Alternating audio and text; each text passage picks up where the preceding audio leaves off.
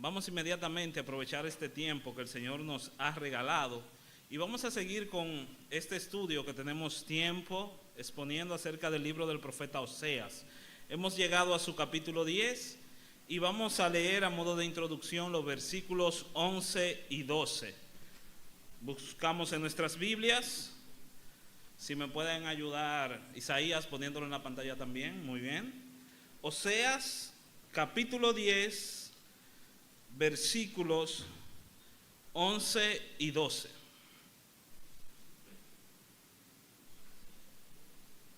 Vamos a mantener nuestra Biblia abierta ahí, lo que tienen Biblia, ya que vamos quizás a ver algunos versículos de este libro de Oseas. Nos dice así la palabra de Dios y la leemos en su nombre. Oseas 10, 11.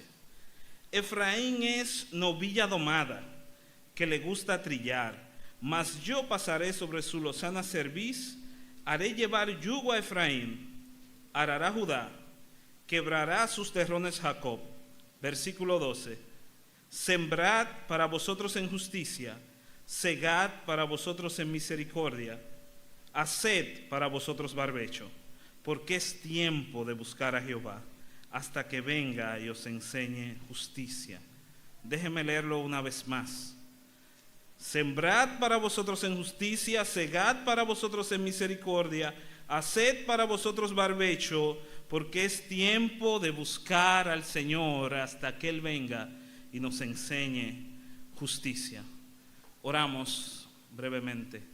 Señor bendito Dios, Rey de Reyes, tú, Señor majestuoso, tú que nos has dado el privilegio de poder reunirnos en esta mañana a escuchar tu palabra, te pedimos que de manera especial tú trates con cada corazón que está aquí presente, Señor.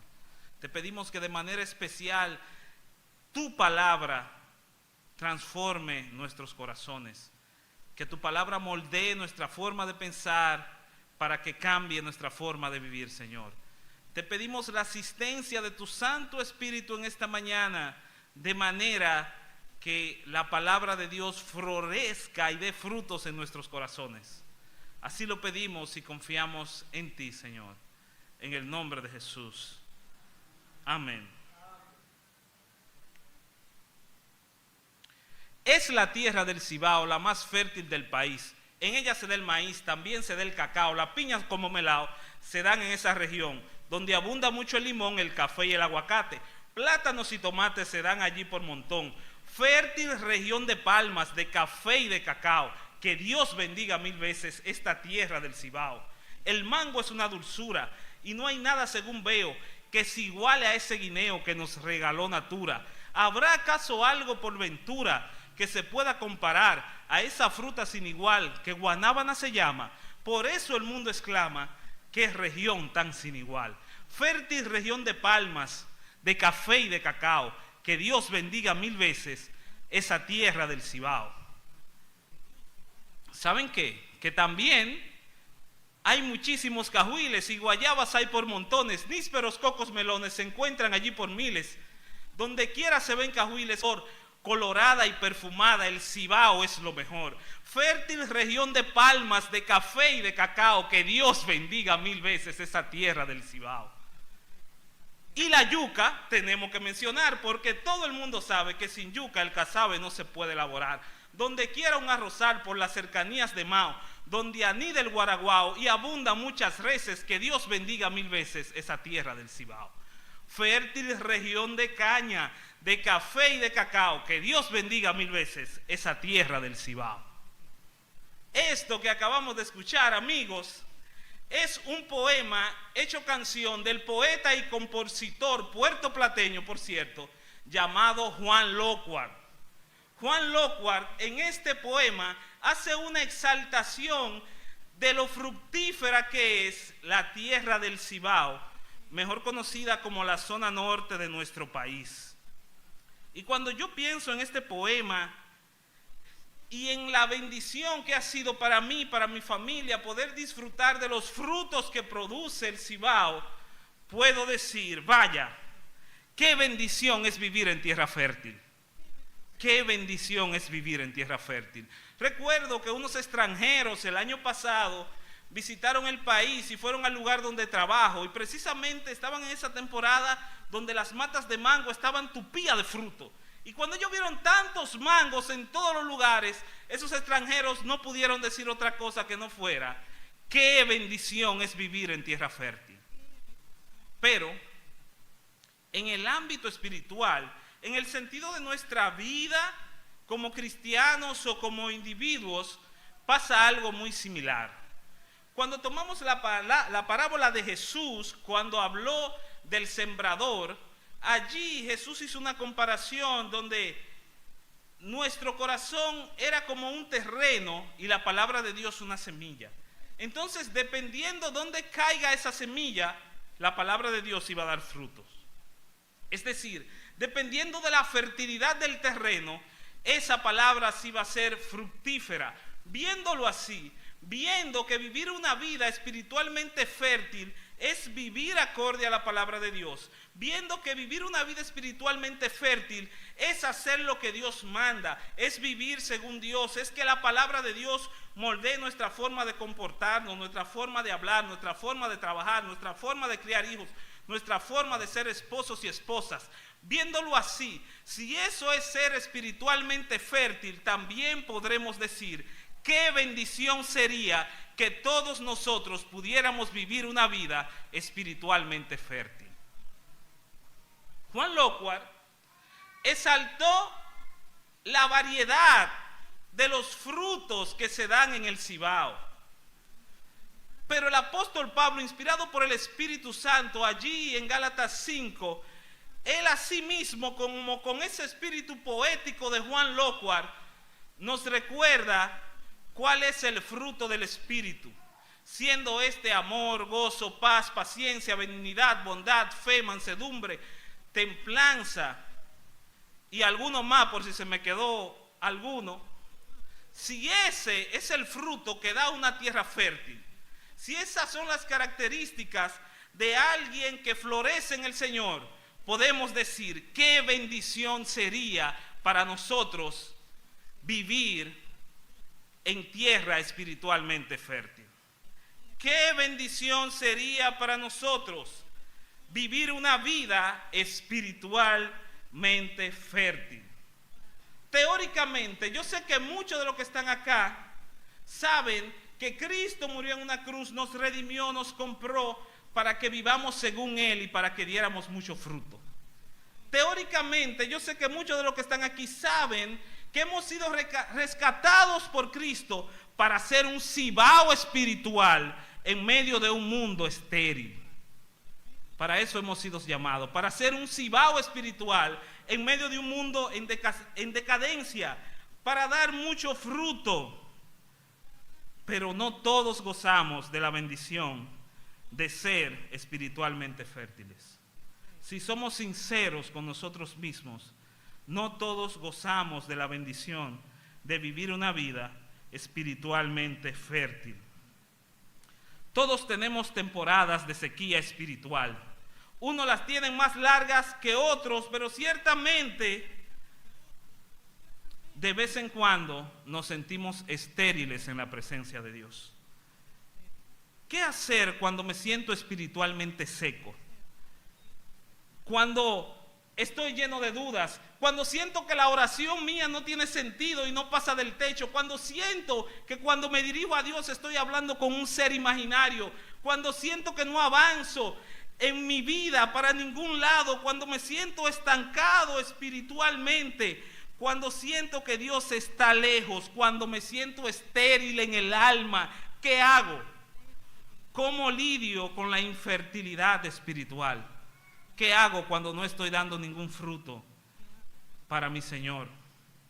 Precisamente, este es el tema que el profeta Oseas está tratando en esos versículos que leímos. Precisamente, la pregunta que Oseas quiere contestarnos en esta mañana es: ¿cómo aprender a lidiar con la infertilidad espiritual? El pueblo de Israel del norte es un pueblo que se desarrolló en la antigüedad hace miles de años, y este pueblo decía, entre comillas, servir a Dios, pero servían a sus propios dioses creados. Este pueblo decía ser buena tierra, que daba fruto para el Señor solo en apariencia, pero en su corazón eran espiritualmente infértiles. Y la pregunta al amado televidente que vamos a intentar contestar en esta mañana es: ¿qué yo necesito entonces para vivir una vida espiritualmente fértil? ¿Qué necesitaba el pueblo de Israel en ese entonces para vivir una vida espiritualmente fértil, para dar fruto espiritual? Bueno, en esos dos versículos que leímos, si extraemos los verbos principales, nos vamos a dar cuenta que Oseas quiere que ejecutemos 4 acciones que nos van a ayudar a ser espiritualmente fértiles, es decir, a dar fruto espiritual para el Señor. Y esas 4 acciones, si usted se da cuenta, en el versículo 11, la primera acción es arar. Luego, en el versículo 12, Él manda al pueblo a sembrar, a cosechar y a quebrar el barbecho. De ahí vamos a extraer estas 4 acciones, estos 4 verbos que yo quiero que usted se lo lleve para su casa. ¿Qué necesito para ser espiritualmente fértil y dar mucho fruto? Si usted quiere, repítalo conmigo. Necesito, en primer lugar, arar, luego sembrar, luego cosechar y después quebrar. Arar, sembrar, cosechar y quebrar. Arar, sembrar, cosechar y quebrar. Y se lo voy a repetir aunque parezca un disco rayado, porque esta es la esencia y el corazón de estos versículos. Volvemos a la pregunta principal: ¿qué necesito yo? ¿Qué necesitas tú para vivir una vida espiritualmente fértil para el Señor? En primer lugar, ¿qué necesito? Este estudiante es tan flojo, pero vamos a seguir. ¿Qué necesito? Arar. Arar, sembrar, cosechar y quebrar. En primer lugar, fíjese en el versículo 11, ¿cómo dice? Efraín, para referirse al pueblo de Israel del norte, dice que es una domilla domada, es una vaquita doméstica que le gusta trillar. ¿Y qué es trillar? Trillar era una actividad agrícola que se hacía, que luego de la cosecha tomaban el grano, lo ponían en un lugar más alto y entonces esta vaquita doméstica empezaba a caminar encima del grano para separar el grano de la cáscara. Y lo más bueno del caso era que la misma Biblia decía que al buey que trilla no le vas a poner bozal. Es decir, que el que trillaba podía comer del fruto ahí mismo. Este era un trabajo fácil para el animal, un trabajo fácil de llevar. Pero le dice el Señor más hacia adelante: pero yo voy a tomar su lozana cerviz, es decir, su delicado cuello, y yo voy a poner un yugo, que era una herramienta para cargar un arado pesado. Es más, yo le voy a decir el versículo ese en cibaeño para que usted lo entienda. ¿Usted sabe qué es lo que quiere decir? El Señor le está diciendo al pueblo de Israel: es que a ustedes les gusta coger los mangos bajitos, a ustedes les gusta lo fácil. En cambio ahora, como ustedes simplemente quieren disfrutar de la bondad de Dios y no quieren obedecerme, ahora van a tener que fajarse a trabajar la tierra. Y por eso viene el llamado de que dice que Efraín va a cargar un yugo, que esto es un sinónimo de arar la tierra, y Judá, que es la otra parte del pueblo, arará la tierra. Y tanto Judá como Efraín, que son Israel norte, Israel sur, van a quebrar sus terrones. Esto es sinónimo de trabajar la tierra. Entonces, ¿qué es lo que quiere el Señor que el pueblo haga a partir de ahora? Que are la tierra. ¿Y qué es lo que el Señor quiere que nosotros hagamos a partir de ahora? Que aremos la tierra. Y usted dirá: pero varón, yo no sé ni pelar ni un plátano. ¿Y cómo que yo voy a arar la tierra? Esto es en sentido figurado, mi hermano. Cuando yo hablo de arar, ¿a qué me refiero? Cuando yo hablo de arar en este contexto, me refiero a que aremos nuestros corazones, a que labremos nuestros corazones.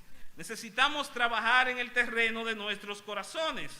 Es que Oseas en su profecía hace hincapié en que el problema del pueblo de Israel y el problema de nosotros es el corazón. Déjenme leerle algunos versículos para que ustedes no crean que esto es un invento. Dice Oseas 7:2 que el pueblo no consideraba en su corazón que el Señor tenía memoria de toda su maldad. Oseas 10:2 dice, precisamente en el capítulo que estamos leyendo, que el corazón de ellos estaba dividido. El original se refiere a que su corazón era como un terreno resbaladizo. Ellos se dejaban guiar por sus propios deseos. Oseas 13:6 dice que el pueblo en sus pastos se sació. Cuando estaban llenos de la abundancia de Dios, de la abundancia material, entonces se ensorbeció su corazón. El problema del pueblo de Israel y el problema de nosotros es el corazón. Pero cuando hablamos de corazón, ¿de qué usted cree que yo le estoy hablando? Del órgano que está en mi pecho, que hace pum pum. No. Para los hebreos que escribieron la Biblia, el corazón era el centro de todas las cosas. Incluía el alma, los sentimientos, la voluntad, los pensamientos, los deseos, las intenciones. Incluía todo el ser interior del hombre. El corazón incluye todo lo que no se ve de usted, pero que está ahí adentro. Lo que está ahí adentro, lo que no se ve. Y usted dirá, ajá, ¿y qué tiene esto que ver con arar, Leandro? ¿Qué tiene que ver con arar? Bueno, cuando tú aras la tierra, precisamente eso es lo que tú haces. Tú sacas de abajo de la tierra lo que no se ve hacia afuera. Se lo voy a leer de una manera más técnica. Unos agricultores escribieron un artículo y describían que arar es el proceso que permite apartar los terrones de la superficie. Luego esos terrones se revuelven, se muelen, se vuelven a demoler hasta que la tierra vuelve a su estado inicial para favorecer el camino de las sustancias orgánicas, para que la tierra sea fructífera, para que la tierra esté sana. Y dicen al final, de hecho, el trabajo de arar tiene como objetivo, oiga esto, la eliminación de las malas hierbas y sobre todo los restos del cultivo anterior, empujando las malas hierbas a la profundidad de la tierra para que no obstaculicen el crecimiento. Según ese texto, escrito no por mí, sino por agricultores que saben de eso, los que aran la tierra la aran porque ellos saben que hay mala hierba ahí, porque ellos saben que hay maleza, que en toda tierra que ha sido cultivada, en toda tierra que no es virgen, hay maleza que remover. Y asimismo es el corazón humano. En todo corazón humano hay malos deseos que remover, hay maleza que remover, hay maldad que debe ser empujada a la profundidad en el poder de Cristo. Hay maldad, hay maleza en nuestro corazón que debe ser empujada por el poder de Cristo para que no obstaculice el crecimiento espiritual. Este arar espiritual, para decírselo de otra manera, tiene que ver con admitir la realidad de que tenemos pecados ocultos debajo del terreno. Para nosotros ese arar espiritual podría ser que cuando yo lea la Biblia le pida al Señor, permíteme ver mi maleza espiritual. Es que cuando tú vengas a la iglesia, es más, antes de tú estar en la iglesia, ores al Señor y le pidas, Señor, cuando yo escuche tu palabra, permíteme ver mi maleza espiritual, porque solo cuando vemos nuestra maleza espiritual, solo cuando sabemos que no somos tan buenos como pensamos, allí recordamos que necesitamos del jardinero del alma, que es Jesucristo, para que venga y saque la maleza de nuestros corazones. El problemón del pueblo de Israel es que ellos creían que eran buenos, que ellos eran tierra buena, siendo sus corazones áridos, infértiles y siendo ellos idólatras. Yo conocí a alguien que para hablar de la situación espiritual de las personas usaba la siguiente ilustración. Él decía que muchas personas son como un jardín hermoso. Muchas personas se ven a sí mismas como un jardín hermoso, llena de bellas plantas, llena de bellas flores, un lugar cómodo, un lugar donde tirarse fotos para subirla a las redes sociales. Muchos piensan que son un jardín bello, hermoso, digno de admirar. Pero este pastor me decía, ¿qué pasa si tú a ese jardín o en ese jardín empiezas a levantar las piedras? ¿Qué pasa si tú empiezas a levantar todas las piedras del suelo húmedo? ¿Qué vas a encontrar debajo de las piedras de ese jardín? Es probable que encuentres todo tipo de insectos, que encuentres lombrices, que encuentres un ciempié, una babosa, lodo, moho, cosas que nadie quiere ver. Hermano, ¿qué sucede si empezamos a trabajar en nuestros corazones y Jesús empieza a remover las piedras? ¿Qué hay debajo? Hermano, ¿cuántos pecados tú tienes ocultos debajo de una piedra? Y aún así tú sigues pensando que tú eres el mejor, porque vas a una iglesia que tú crees que es bíblica, porque tú no te viste como fulano, porque tú no dices la cosa que hace fulano, porque tú no haces la cosa que hace mengano, y tú te crees que eres un jardín digno de admirar. Pero si Jesucristo viniera hoy a juzgar todas tus obras, todos tus pensamientos y todo lo que hay en tu corazón, dime la verdad. Dime que si Cristo tuviera cara a cara contigo, que conoce lo que hay en tu interior, dime si de verdad Él no va a encontrar nada por qué juzgarte. Todos tenemos maleza en el corazón. Eso es arar la tierra. Reconocer que hay maldad. ¿Y por qué el profeta Oseas quiere que el pueblo are sus corazones?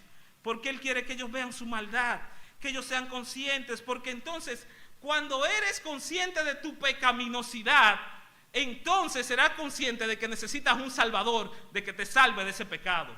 Hermano, aún tú tomaste la decisión por Cristo un día para vivir la vida cristiana, tú necesitas de Cristo cada día de tu vida.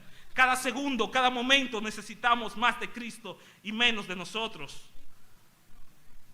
Arar la tierra tiene que ver con dejar de vivir para nuestros propios deseos egoístas, con ver la realidad de la dureza de nuestro corazón. Y una vez rastrillamos la tierra, vemos el pecado que está debajo de las piedras y vemos nuestra maldad, entonces necesitamos recurrir a Cristo. Y ahora que el terreno está preparado para que Cristo more en todas las esferas de nuestra vida, ¿cuál es el segundo paso? ¿Cuál es el segundo paso? Sembrar, mis buenos estudiantes. Sembrar. Ahora, ¿sembrar qué? ¿Sembrar qué? China, lechosa, melón, piña, banana. ¿Sembrar qué? No, nada de eso. Dice el versículo, miren cómo dice el versículo. Versículo 12. Sembrad para vosotros en justicia. Sembrad para vosotros en justicia. Me llama mucho la atención que el profeta no quiere que tú te enfoques en un fruto en específico o en algo en específico. Él quiere que tú te enfoques en la manera de cómo debes sembrar. Ese sembrar para vosotros en justicia bien pudiera traducirse como sembrar conforme a la justicia de Dios. La justicia en el Antiguo Testamento y en toda la Biblia, vamos a decir que es una fruta que tiene muchos sabores. Por eso, como hay muchas maneras de ver la justicia, yo quiero enfocarme en la forma de justicia que presenta Oseas en este versículo. Esa palabra justicia que tenemos allí, me excusan si alguien sabe hebreo aquí, sé que lo voy a pronunciar mal. Esa palabra que encontramos aquí pudiera pronunciarla un hebreo como Shedaká o Sedaká o Shadak o Shedek. Todas estas son variantes de la misma palabra justicia. ¿Y qué significa el término justicia en la Biblia? Se parece mucho al término que usamos en español. Viene de la raíz de una palabra que significa derecho. Algo que está en la línea. Algo que está donde debe estar. Incluso la idea de que cuando algo está en la línea, algo está en los límites que está, eso es algo que se le pudiera llamar justificado. Me explico, un pastor hablando de esto decía lo siguiente: no sé si algunos de ustedes han vivido la experiencia de digitar un texto en la computadora. Cuando tú digitas un texto en la computadora, hay 4 maneras en cómo ese documento te puede salir. Tú puedes orientar todas las letras a la derecha. Tú le das un botón y todas las letras cogen a la derecha. Tú puedes orientar las letras a la izquierda. Tú le das un botón y todas cogen a la izquierda. Tú puedes orientar las letras en el centro. Le das un botón y todas se ponen en el centro. Ahora, hay una manera de escribir que es la que se suele usar en los documentos formales, que se llama justificada. Justificar el texto, dicen los maestros, justifícame el texto. ¿Y qué significa justificar el texto? ¿Que las letras se van para el cielo? No, que las letras ocupan el espacio que deben ocupar, que se acoplan a los límites, a los márgenes del párrafo. Entonces, la justicia de Dios tiene que ver con esto cuando nos ajustamos a los parámetros, al cuadro de la palabra de Dios. Hermano, quizá esto suene hasta un poco ofensivo para el dominicano, pero Dios le está mandando a decir a través de su palabra en esta mañana: póngase en su puesto. Póngase en su puesto. ¿Y cuál es el puesto que nosotros debemos ocupar? El puesto donde Dios nos ha puesto según su palabra. Mira cómo dice Deuteronomio 6:25. Y tendremos justicia, la misma palabra que usó Oseas en el original, y tendremos justicia cuando cuidemos de poner por obra todos los mandamientos delante de nuestro Señor, como Él nos ha mandado. Tú y yo vamos a tener justicia y vamos a vivir vida de gente justificada cuando obedezcamos la palabra de Dios. En la Biblia, lo contrario a justificado o a justicia no es injusticia, es justicia propia. Cuando usted sale por esa puerta y decide vivir como le da la gana, usted no está siendo justo según la Biblia. Somos justos cuando vivimos según lo que dice la palabra de Dios. Así es que somos verdaderamente justos. Es decir, practicar la justicia en Oseas 12 es dejar a un lado mi propia justicia para empezar a vivir según la palabra de Dios. Es dejar el camino ancho y espacioso del mundo para empezar a vivir según el estrecho sendero de la palabra de Dios. Es dejar mi manera de hacer el bien, mi manera de pensar, para ajustarme a la manera de Dios. Hermanos, cuando nosotros somos lo que decidimos, lo que es justo, porque lo justo en la Biblia también representa lo bueno, lo equitativo, lo que conviene a toda la sociedad. Pero cuando nosotros mismos somos los que definimos lo que es bueno, hay problemas. Hay problemas. Permítame decirlo de esta manera. En una ocasión, cuando vacacionábamos en el campo, ustedes saben que quizá el muchacho de ciudad no está acostumbrado a comer víveres toda la hora del día. Entonces estábamos en el campo y al lado había un pequeño conuquito de plátanos, y ustedes se imaginan cuál era la dieta cuando estábamos con nuestros abuelos: plátano por la mañana, plátano a las 12 y plátano en la noche. Entre nosotros había un niño como de 10 años que, como a la semana de ese menú de plátano, se levantó en medio de la enramada y exclamó de manera casi poética: plátano por la mañana, plátano por las 12, plátano por la noche. Dios mío, ¿por qué hiciste el plátano? Para ese niño, ese cunuco de plátano no era bueno. Para él, para su propia conciencia, según su propia justicia, una tierra sembrada de plátano no una tierra fructífera. ¿Por qué? Porque es lo que quiere conflé, porque es lo que quiere otra fruta, porque es lo que quiere un pan tostado. Pero para mí, que tengo 2 muchachos y una esposa, y con lo caro que se ponen los plátanos, para mí eso sería la bendición más grande de Dios, tener un conuco de plátano. Entonces eso es lo que pasa cuando la justicia la definimos según nuestros propios términos. Lo que debe definir cuando eres espiritualmente fructífero no es lo que tú quieras, no es lo que yo quiero, es lo que la palabra de Dios dice. Tu vida es fructífera cuando obedeces la palabra de Dios. Eso es sembrar conforme a la justicia. En tercer lugar, ¿qué necesito? Rapidito, que vamos terminando. Necesito cosechar. Aquí vemos la regla universal de la siembra y la cosecha. Lo que tú siembras, ¿eso qué? Entonces, ¿qué sucede? Cuando tú siembras en justicia, es decir, cuando tú vives según la palabra de Dios, tu vida va a empezar a reflejar el carácter de Dios. Y el carácter de Dios, acá en el libro de Oseas, es representado constantemente con su misericordia. como dice la otra parte del versículo. Si sembramos según la justicia, ¿cómo vamos a cosechar? Cosechar para vosotros en misericordia. Siembren en justicia y cosechen en misericordia. La palabra misericordia aquí ya la hemos tratado en otras ocasiones. Es la palabra Hesed en hebreo, que puede describirse como un compromiso por amar, un amor fiel. Si usted se da cuenta, usted recuerda los 3 primeros capítulos de Oseas. Para los amigos que nos visitan, en los 3 primeros capítulos de este libro de la Biblia, cuenta la historia que Dios mandó a un hombre, a un profeta de Dios, a casarse con una mujer adúltera. Dios mandó a un hombre serio a casarse con una mujer infiel, con una mujer de la calle. Y eso parece una locura. Pero precisamente esta es la ilustración que Oseas quiere enseñarnos. Es que Dios nos ama con locura. A pesar de que fallamos, a pesar de que pecamos, su misericordia es más grande. Y es tanta la locura de este amor que envió a su Hijo único a morir por ti, para salvarte, cuando tú no lo mereces. Esa es la misericordia de Dios, amar con pasión.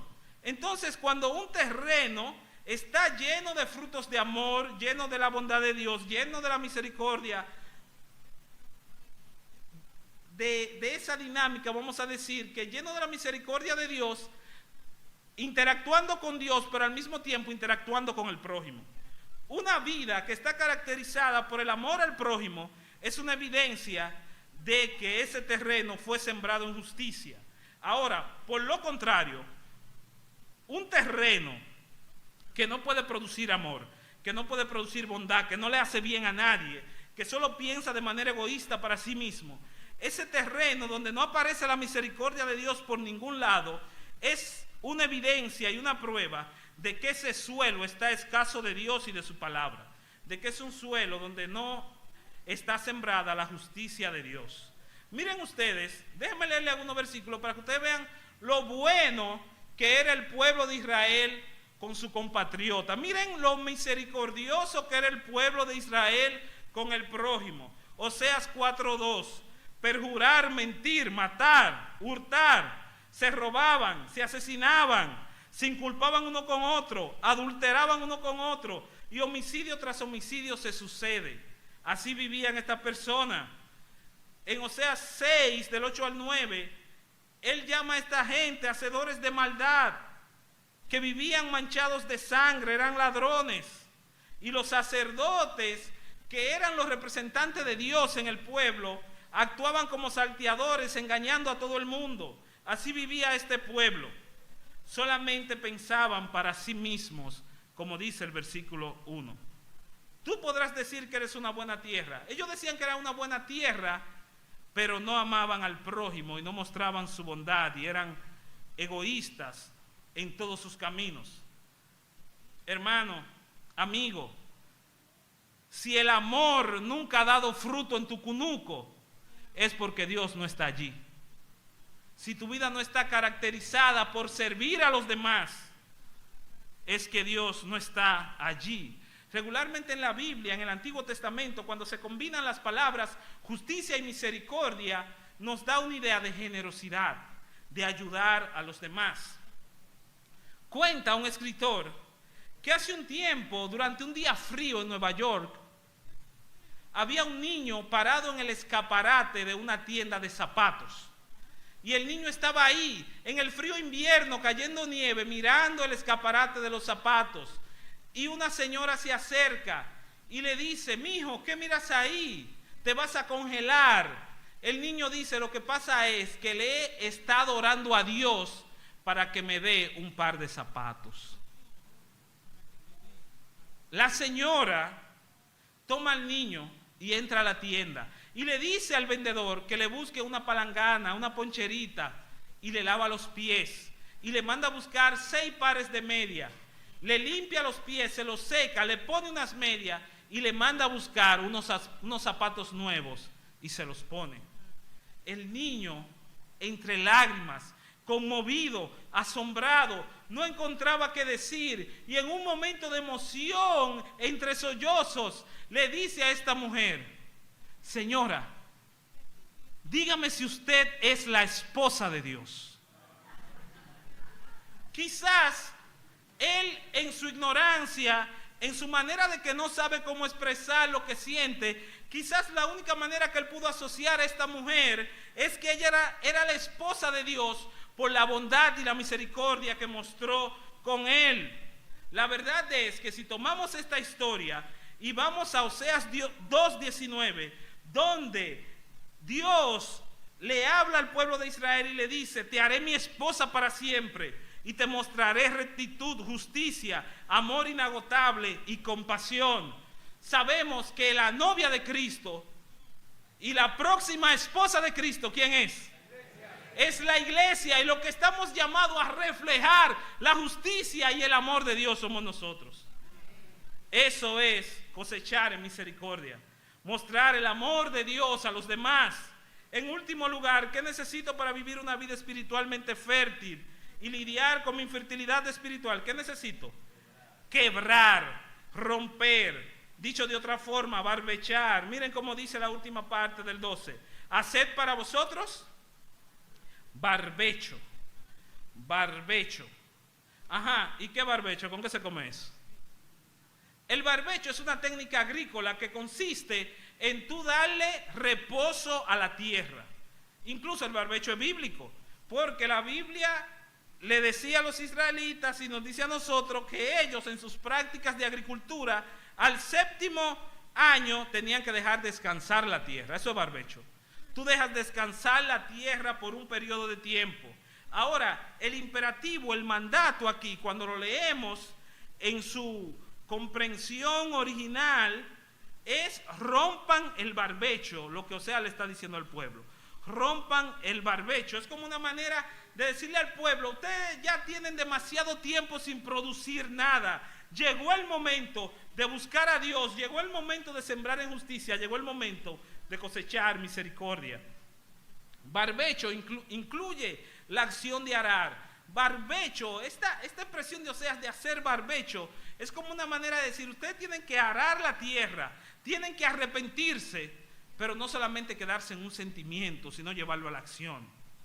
¿Cuántas veces no nos arrepentimos de una mala acción y simplemente nos quedamos en esa oración vana y nunca cambiamos?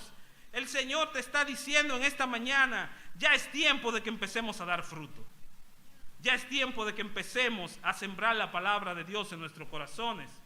Ya ustedes han estado demasiado tiempo perdiendo el tiempo. Porque mira cómo termina ese versículo 12. Porque es tiempo de buscar a Jehová, buscar a Dios hasta que venga y nos enseñe justicia. Hermanos, ya es tiempo de dejar de perder el tiempo. Amigo querido, es tiempo de dejar de perder el tiempo. Es tiempo de quebrar esa relación con nuestros ídolos. Es tiempo de que dejemos o impidamos, mejor dicho, de que el entretenimiento, de que las redes sociales, de que mi propio yo obstaculice mi crecimiento para el Señor. Es tiempo de que busquemos al gran sembrador, porque es tiempo de buscar al Señor. Es tiempo de buscar a Cristo. Dios puede ser encontrado si lo buscamos. Eso es lo que enseña la Biblia. Y según la Biblia, el tiempo apropiado para buscar a Dios, ¿cuándo es? Es hoy, es ahora, ni un segundo más, ni un segundo menos. Y me encanta la manera en cómo lo traza Oseas. Él nos llama a que lo busquemos en arrepentimiento, hagamos barbecho, trabajemos nuestra tierra, seamos conscientes de nuestro pecado y pidamos perdón. Él nos manda a que lo busquemos mientras pueda ser hallado, porque es tiempo de buscar a Jehová. Y en tercer lugar, Él nos manda a buscar a Dios con expectativa de que Él viene y Él va a arreglar esto, de que Él viene y nos va a enseñar la verdadera justicia. Como dice el final, hasta que Él venga y nos enseñe justicia. Nosotros podemos practicar la justicia de una manera imperfecta, con nuestros corazones pecaminosos, pero habrá un día donde miraremos al Rey que va a establecer su reino eterno y de justicia, y podremos vivir para Él y vivir en justicia. Esta gente de Israel servía a un tal dios Baal, que era el dios de la fertilidad, según ellos.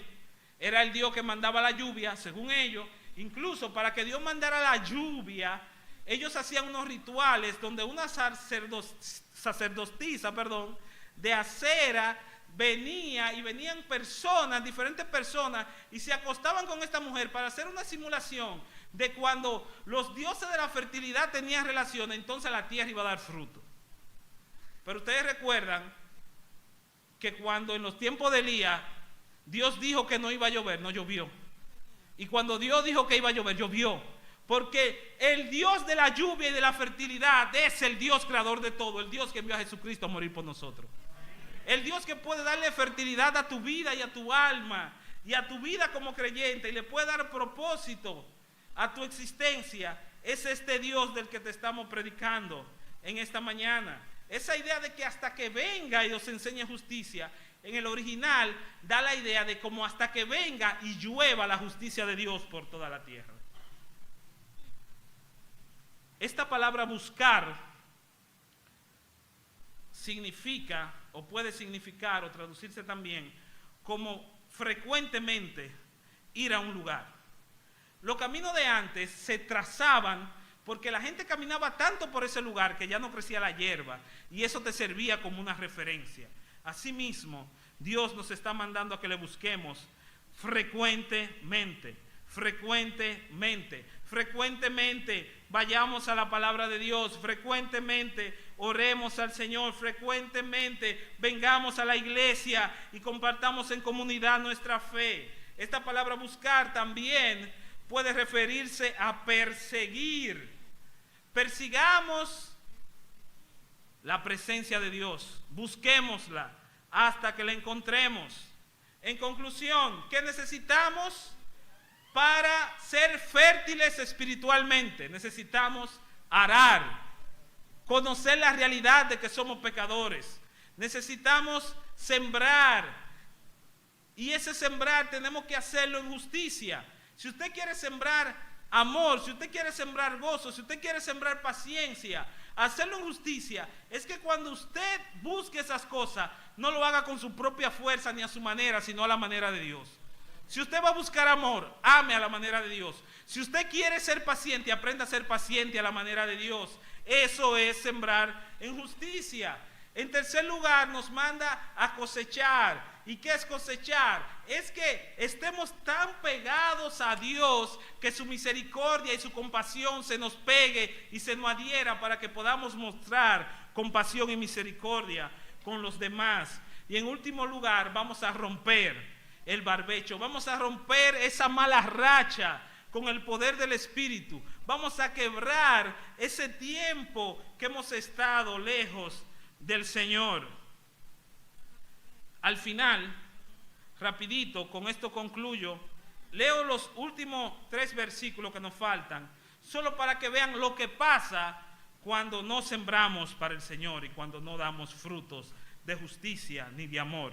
Versículo 13 dice el profeta: ¿cuál es el problema de ustedes? Que han arado impiedad y cegaron iniquidad y comieron del fruto de la mentira. ¿Por qué? Porque confiaron en su propio camino, no confiaban en Dios ni en su palabra, confiaban en sus valientes, en su guerrero, confiaban en las cosas materiales, confiaban en los cuartos, pero no confiaban en Dios. Por eso no podían producir frutos de justicia ni de amor. Dice el 14, por tanto, en tus pueblos se va a levantar alboroto, todas tus fortalezas van a ser destruidas, el pueblo iba a ser destruido. Y menciona una persona, Salmán, Abetarbén. Estos son quizás referencias de reyes de la antigüedad. Y dice al final, esto sucedió cuando la madre fue destrozada con los hijos. Los asirios, que eran los que iban a conquistar a Israel, eran personas tan crueles que mataban a las mujeres embarazadas para que no sirvieran de tropiezo cuando fueran al exilio. Mataban a los niños, mataban a los ancianos. Este era un pueblo cruel que Dios iba a usar para juzgar a Israel. Y así hará a ustedes, Betel, que es el mismo pueblo de Israel del norte, por causa de nuestra gran maldad. Eso dice el versículo 15. Y a la mañana va a ser cortado el rey de Israel. En conclusión, un árbol que no da frutos es digno de ser cortado. Un árbol que no da fruto es digno de ser cortado.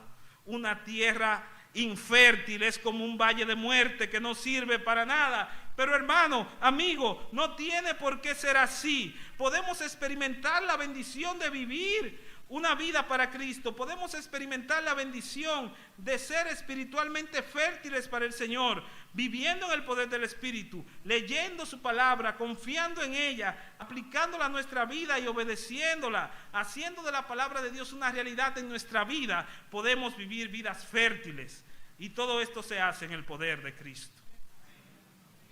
Hermanos, amigos, qué bendición sería vivir una vida espiritualmente fértil. Una vida de amor, de gozo, de paz, de bondad.